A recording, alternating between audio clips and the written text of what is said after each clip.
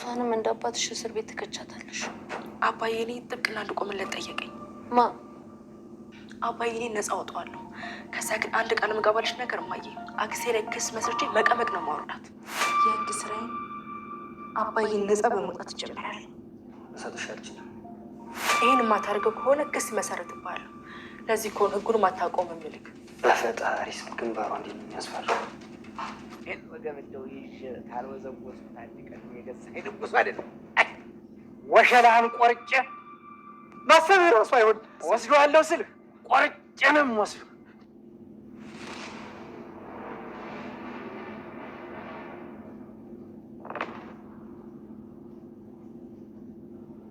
ይኸውልሽ እትዬ እንደው እዚህ ግቢ የሚመጣ ሰው አለ። እንደው መያዣ መጨበጫ የለውም። ያድፍና ያለበት ድንገት ከችላል ዝም ብሎ እንደው ፖሊስ ተመጣ እንደው ቢያየው እሱንም ጭምር ብዬ ነው።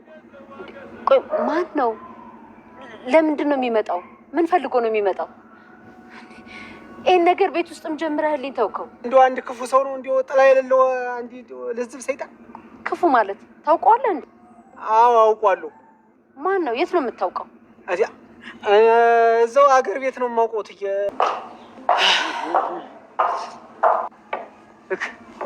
አፈር በበል እንዲሁ የዚህ ቤት እንዲሁ ሰይጣን እንዲሁ ግር ብሎ ይምጣብን።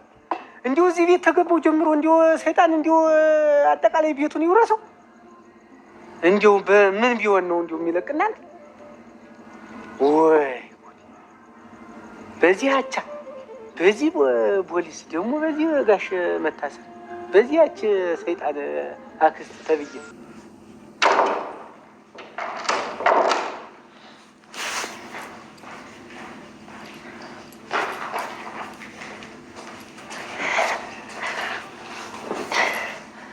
ምን ሆናችሁ ነው? ደስ ያላችሁ ትመስላላችሁ።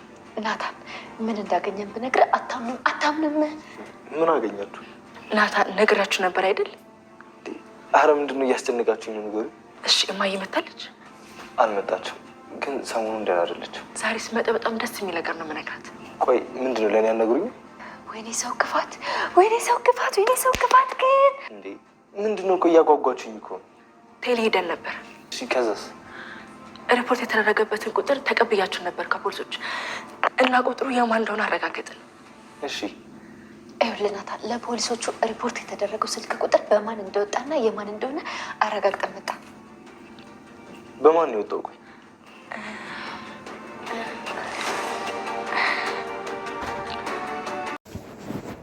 ሰላም ሰላም፣ ምንድን ነው የተከበራችሁ የቻናሌ ቤተሰቦች እንዴት ናችሁ? ደህና ናችሁ? ሁላችሁም በያላችሁበት ሰላማችሁ ይብዛልኝ። ዛሬ የምናወራው ስለ ዳጣ ነው ማለት ነው። ዳጣ በጣም ደስ የሚል ነገር ተፈጥረዋል። እሱ ምንድነው? አቶ ደረጀን ነፃ የሚያደርጉ ነገሮች በጣም ብዙ ፋይሎች ተገኝተዋል።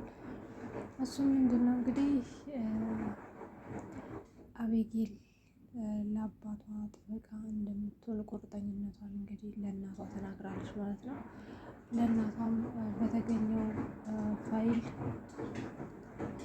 ይሄ ነገር እውነት ከሆነና እውነት አባቴም በወንጀል ልታሳስረው ፈልጋ ከሆነ ታያለሽ እናቴ እህትሽን 5 ዓመት ነው መሳሰራት ብላታለች ማለት ነው። አቤጌል ምን አደረገች የሚለውን ነገር ዛሬ እናያለን። ዳጣ እንግዲህ ባለፈው ክፍል ላይ እንዳያችሁት ፍለጋ ላይ ነበረች ማለት ነው። የወይዘሮ ማርታን ክላስ እየፈለገች ነበረ። ወይዘሮ መድኃኒት ክላስ እንግዲህ ተገኘ። እነሱስ ምንድን ነው የሚለውን ነገር አብረን የምናይ ነው የሚሆነው። ዳጣ ባለፈው ክፍል ላይ እንግዲህ ወይዘሮ መድኃኒት ክላስ ገብታ እየበረበረች ተመልክተናል ማለት ነው። እንግዲህ መድኃኒት በጣም ብዙ ፋይል ነው ክላሷ ረስታ ሄደችው ማለት ነው። እሱም ፓስፖርቷ እንዲሁም ደግሞ እጇን የቆረጠችበትን ቢላ እንግዲህ ማነው ምላጭ ትታ ሄዳ ነበረ።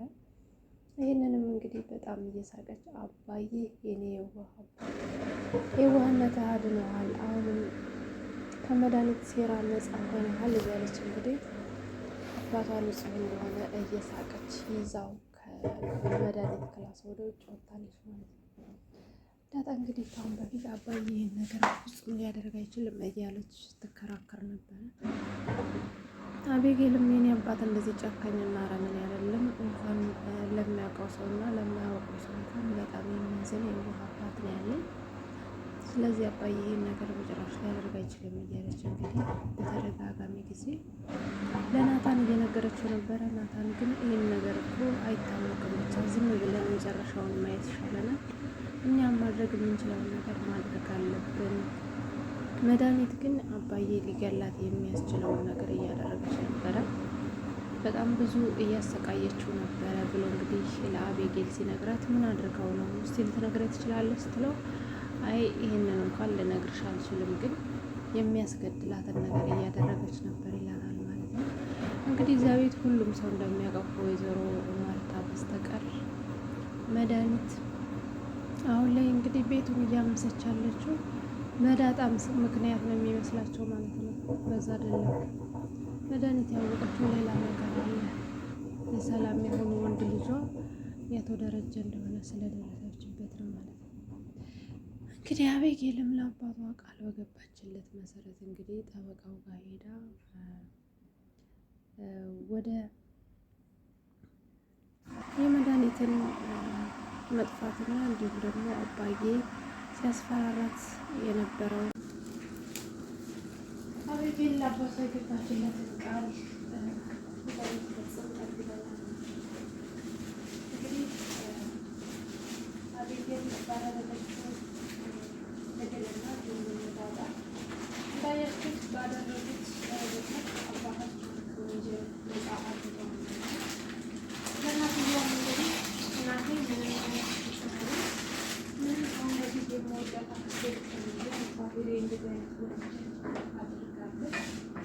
ምክንያቱም እሷ በህይወት አለች አሞተችው ሳትሞት ግን አባቴ እንዲታሰርና ወንጀለኛ አድርጎ ስላደረገችው ብቻ እኔ ራሴ ተከራክሬ 5 ዓመት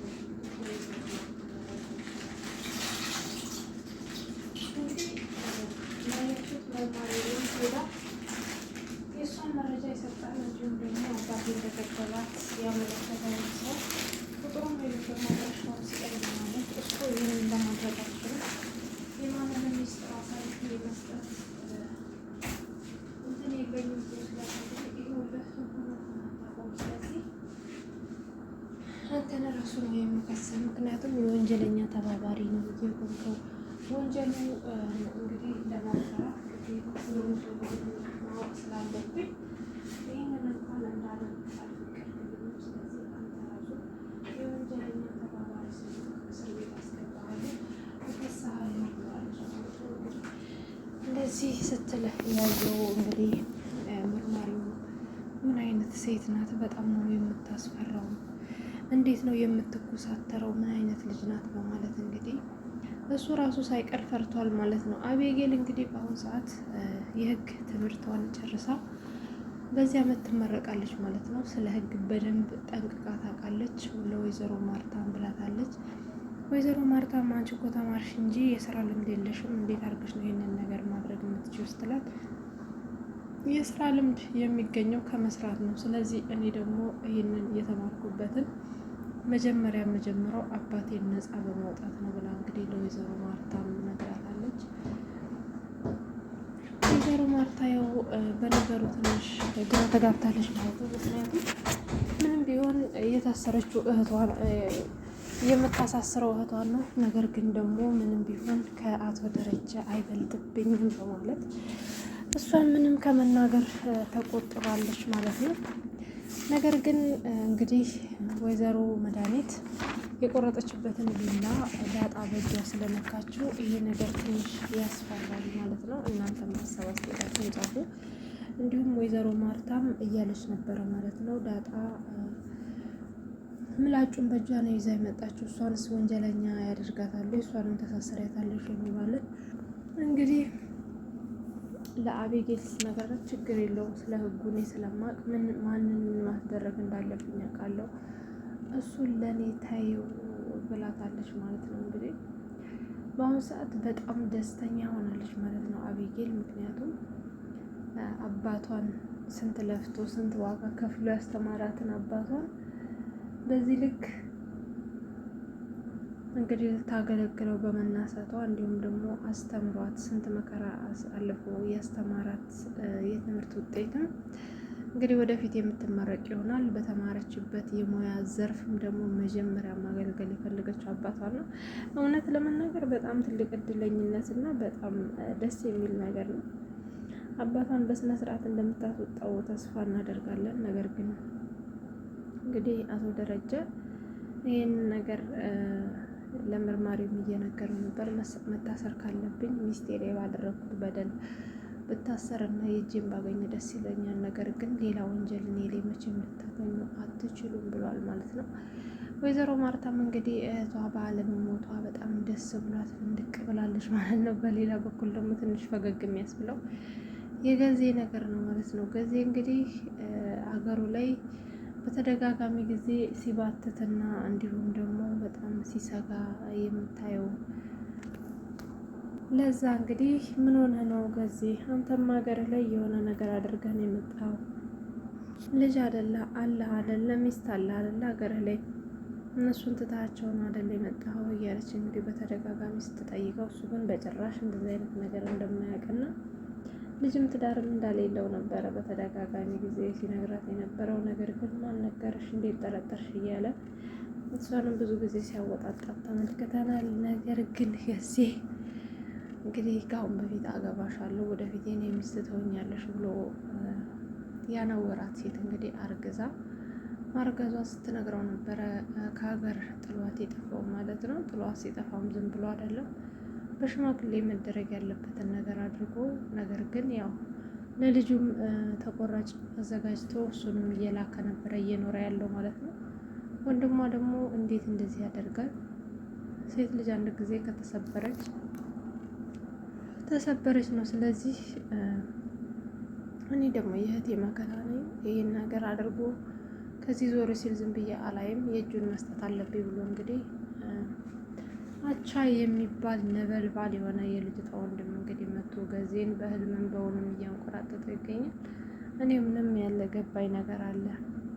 ልጁን እኛም እያየነው ነው፣ ይሄ አቻ የሚባለውን ማለት ነው። ነገር ግን ሊደበድበው ሲሄድ ደግሞ ወይ ለዛ ወይንም ደግሞ ናታን ወይንም አቤጌል ነው የሚሆኑትና ገዜ ምንድን ነው መንፈስ መጥቶበት ነው ወይስ ምንድን ነው? እውነት ለመናገር እኔ አልገባኝም። እናንተ እስቲ ኮመንት ላይ ሀሳብ አስተያየታችሁን አስቀምጡልኝ።